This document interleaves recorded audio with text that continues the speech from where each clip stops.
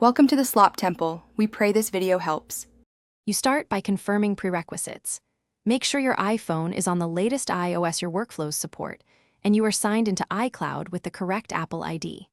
Next, enable location services in Settings, then allow background app refresh for apps that need continuous updates. Once done, open iCloud Find My and enable Find My iPhone plus Share My Location so devices and contacts can see position data when permitted. This is the foundation for tracking and accuracy. You now configure the middle steps.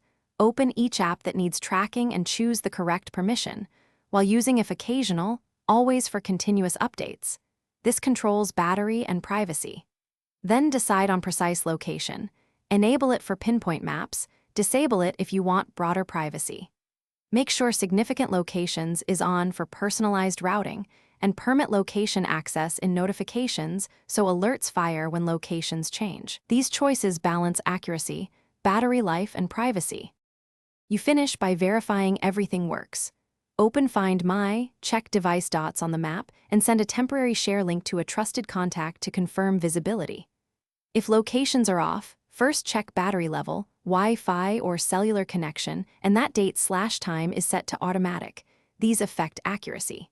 If problems persist, restart the iPhone, toggle location services off and on, and re-sign into iCloud. This usually resolves stuck permissions or syncing glitches.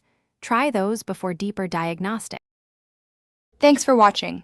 Consider subscribing if we helped you.